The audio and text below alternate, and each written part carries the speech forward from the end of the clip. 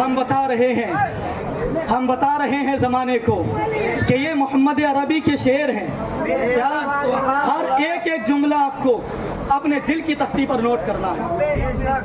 اور خدا کی قسم میں یہاں پر بیٹھ کر کے علماء کی موجودگی میں یہ بات کرنے لگا ہوں کہ اگر کچھ لوگوں کا کہنا ہے کہ یہ جو حافظ صاحب آئے ہیں شاہی جامع مسجد میں کہ معاذ اللہ دیوبندی ہیں یا پھر یہ لوگوں کو اپنی طرف کھینچنا چاہتے ہیں، ایک جملہ یاد رکھیں، ہم سب حضور کے عاشق ہیں.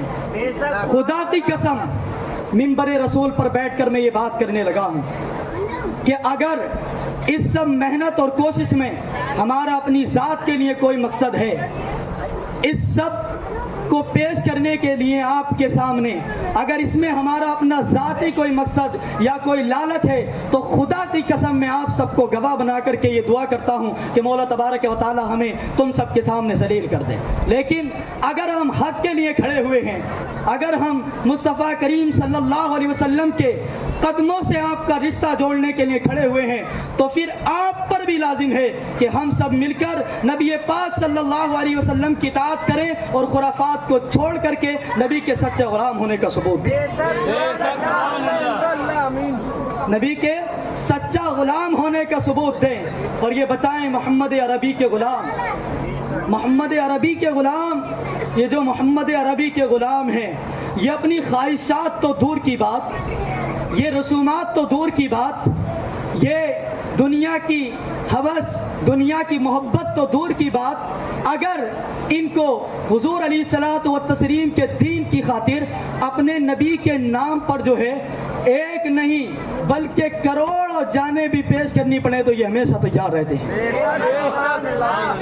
ہمیں کسی مال کی، کسی دولت کی، کسی سے عزت کی، کسی شہرت کی کوئی ضرورت نہیں ہے.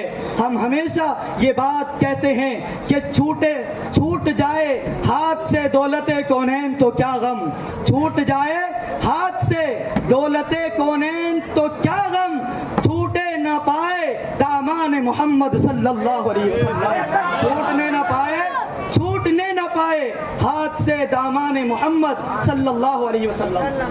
خدا کی قسم میں آپ سے کہتا ہوں، آج لوگ سمجھتے ہیں کہ یہ لوگ اپنی ذاتیات کے لیے اور اپنے مفاد کے لیے بات کرتے ہیں، اور کچھ لوگ جو ہے لوگوں کی خوشنودی کے لیے منبر رسول پر بیٹھ کر کے عوام کی خوشنودی کے لیے بات کرتے ہیں. لیکن میں نے قرآن کو جتنا پڑھا اور سمجھا ہے، میں نے اپنے نبی کے دین کو جتنا پڑھا اور سمجھا ہے، میں یہی بات سمجھا ہوں کہ جو شخص حق کو حق نہیں کہہ سکتا، جو شخص برائیوں کو برا نہیں کہہ سکتا، جو شخص جو ہے اچھے کو اچھا اور برے کو برا نہیں کہہ سکتا، حق لوگوں کے سامنے پیش نہیں کر سکتا، اس کو کوئی حق نہیں ہے کہ وہ رسول اللہ کے منبر پر کھڑا ہو کر کے لوگوں کی رہنمائی کرے. وہ اس لائق ہی نہیں ہے کہ وہ محمد عربی صلی اللہ علیہ وسلم کے غلاموں کی رہنمائی کرے، وہ ان کا لیڈر بنے، وہ ان کا رہنما بنے، بلکہ لیڈر اور رہنما بننے کا حق تو اس کو ہے جو رسول پاک صلی اللہ علیہ وسلم سے سچی وفا رکھتا ہے، لوگوں کی محبت، ان سے چاہت، ان سے الفت، ان کے پیسے، ان کی دولت کی کوئی چاہت نہیں رکھتا، اور نہ یہ دل میں رکھتا ہے کہ دنیا روٹے گی، لوگ روٹیں گے، مقتدی ناراض ہو جائیں گے، دوست احباب ناراض ہو جائیں گے. وہ کہتا ہے زمانہ روٹ جائے چھوٹ جائے کچھ نہیں پرواہ، زمانہ روٹ جائے چھوٹ جائے کچھ نہیں پرواہ، نہ چھوٹے ہاتھ سے دامن تمہارا یا رسول اللہ، نہ چھوٹے ہاتھ سے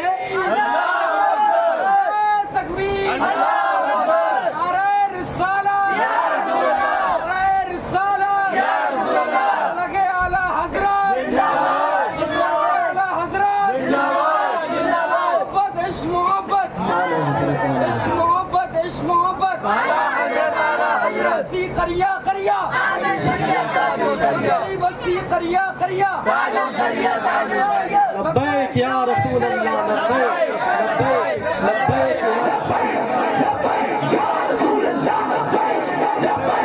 لبیک لبیک یا رسول اللہ، لبیک یا رسول اللہ، لبیک لبیک یا رسول اللہ، لبیک لبیک یا رسول اللہ، لبیک یا رسول اللہ، لبیک یا رسول اللہ.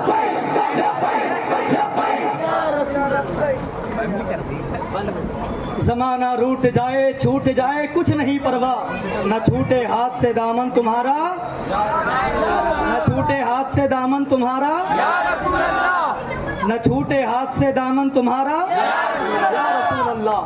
کوئی سمجھتا ہے کہ یہ ہمارے غلام ہیں، یہ ہمارے نوکر ہیں، یہ ہماری بات مان لیں گے، تو میں کہتا ہوں کہ وہ اپنے یہ خواب چھوڑ دے، یہ خواب چھوڑ دے۔ خدا کی قسم، جب تک اس جسم میں خون کا آخری قطرہ باقی ہے، جب تک سانسیں چل رہی ہیں، ہم کبھی بھی حق کو نہ چھوڑیں گے اور نہ مصطفیٰ کریم صلی اللہ علیہ وسلم سے بے وفائی کریں گے۔ یہ ہو سکتا ہے کہ ہم گناہ گار ہوں، لیکن یہ نہیں ہو سکتا کہ ہم دین کے اور مصطفیٰ کے غدار ہو جائیں، یہ نہیں ہو سکتا۔ ہمیشہ حق اور سچ بات کی جائے گی، چاہے کوئی ناراض ہو، چاہے کوئی رشتہ داری ختم کر دے، چاہے میل محبت ختم کر دے، چاہے دوستی ختم کر دے، چاہے دشمن بن جائے، کوئی فرق نہیں پڑتا۔ چاہے دشمن بن جائے پھر بھی کوئی فرق نہیں پڑتا۔ کیوں لوگ سمجھتے ہیں دشمنی بڑھ جائے گی، جینا دشوار ہو جائے گا۔ میں کہتا ہوں او نادان، اب کچھ لوگ دھمکیاں دینے لگے ہیں فون کر کے، اور کچھ لوگ بدنام کرنے کی کوششیں بھی کرنے لگے ہیں، کہتے ہیں آپ یہ بات نہ کیجیے، آپ یہ بات نہ کیجیے۔ وہ سوچتے ہیں نادان کہ یہ ہماری باتوں سے ڈر جائیں گے، یہ ہماری باتوں سے حق کہنے سے رک جائیں گے اور ہمیں دین کا تماشا بنانے لینے دیں گے۔ لیکن میں ان کو کہتا ہوں کہ سنو، ہم کسی دنیا دار کے نوکر نہیں ہیں جو تم سے ڈر جائیں گے یا تم سے خوف کھا جائیں گے۔ ہم محمد عربی صلی اللہ علیہ وسلم کے غلام ہیں، اور ہم اپنے نبی کے ہر فرمان پر یقین رکھتے ہیں، اور اتنا یقین کہ ہمارے یقین یہ ہے کہ اگر زمین پھٹ جائے، آسمان پھٹ جائے، لیکن مصطفیٰ نے جو فرما دیا وہ کبھی تبدیل نہیں ہو سکتا۔ تو آقا کے غلاموں تیار رہو، میں تمہیں حدیث رسول سنانے لگا ہوں۔ میرے آقا صلی اللہ علیہ وسلم نے ارشاد فرمایا، میں ان کو کہتا ہوں جو ہمیں ڈرانے کی کوشش کرتے ہیں، جو ہمیں دھمکانے کی کوشش کرتے ہیں، میں ان سے کہتا ہوں سنو، میں جس آقا کا غلام ہوں، میں جس در کا منگتا ہوں، وہ آقا ارشاد فرماتے ہیں کہ کبھی بھی لوگوں کے خوف کی وجہ سے حق گوئی سے پیچھے نہ ہٹنا، نہ تو کوئی تمہیں موت کو قریب کر سکتا ہے اور نہ رزق کو دور کر سکتا ہے، نہ کوئی موت کو قریب کر سکتا ہے اور نہ رزق کو دور کر سکتا ہے۔ تو پھر کیا ضرورت پڑی ہے کسی سے ڈرنے اور گھبرانے کی؟ زندگی اور موت دینے والی ذات تو میرے رب کی ہے۔ نہ تم اپنی مرضی سے اس دنیا میں آئے ہو، بتائے کوئی اگر اپنی مرضی سے پیدا ہوا ہو تو ہے کوئی یہ دعویٰ کرنے والا کہ میں اپنی مرضی سے اس دنیا میں آیا ہوں؟ ہے اس مجمع میں کوئی کہنے والا کہ اس دنیا میں اپنی مرضی سے آیا ہوں؟ نہیں ہے۔ اور نہ کوئی ماں کا لال یہ دعویٰ کر سکتا ہے کہ میں اپنی مرضی سے اس دنیا سے جاؤں گا۔ کر سکتا ہے؟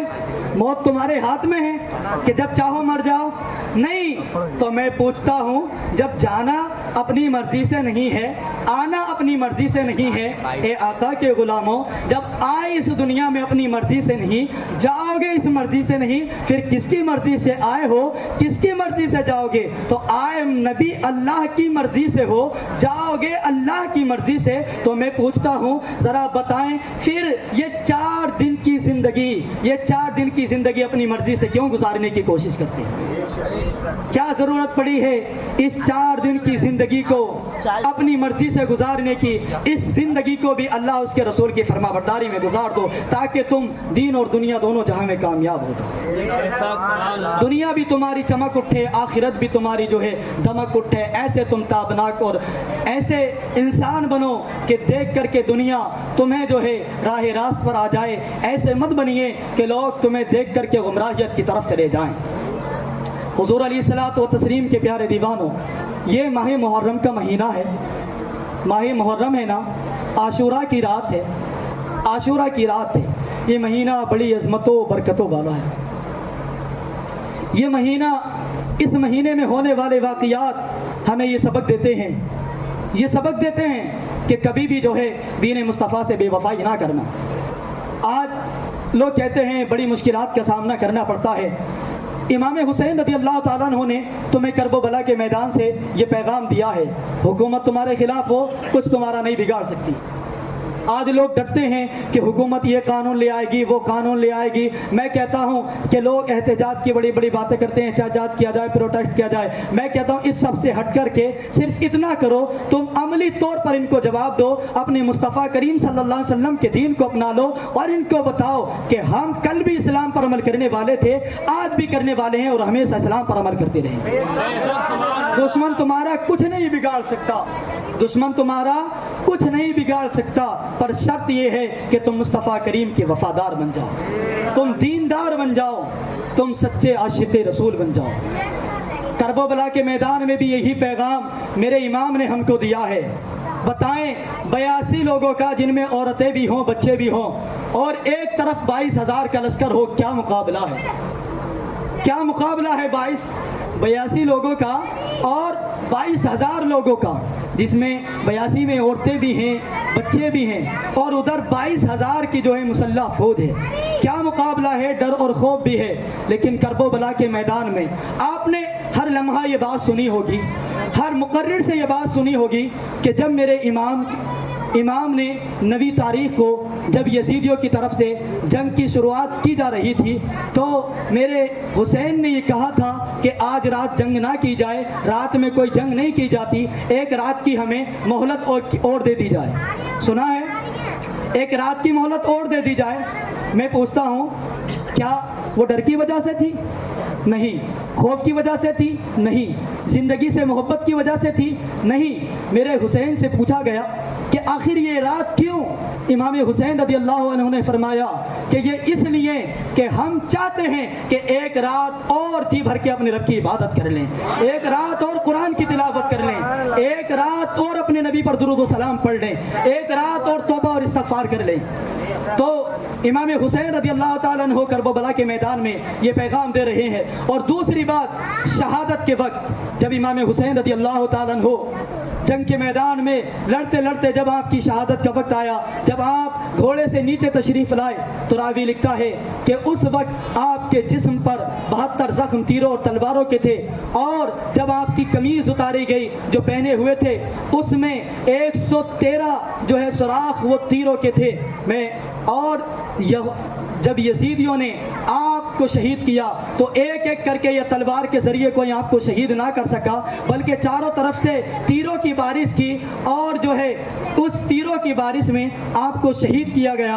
اے علیہ الصلوۃ و تسلیم کے پیارے دیوانوں، راوی کہتے ہیں کہ جب حسین رضی اللہ تعالیٰ عنہ گھوڑے سے زمین پر تشریف لائے تو آپ نے اپنی پیشانی کو سجدے میں رکھ دیا اور آخری الفاظ یہ کہے کہ اے میرے مولا، میں تو تیری رضا پر راضی ہوں، جو مصائب اور آلام، جو مصیبتیں تیری طرف سے مجھ کو پہنچی میں اس پر راضی ہوں، تو بھی بتا کیا تو حسین سے راضی ہے؟ کیا تو حسین سے راضی ہے؟ اس پیاسے پر علی شیر خدا کو ناز ہے، اس نواسے پر محمد مصطفیٰ کو ناز ہے۔ سجدے تو اوروں نے بھی کیے لیکن اس کا الگ انداز ہے، اس نے وہ سجدہ کیا جس پر خدا کو ناز ہے۔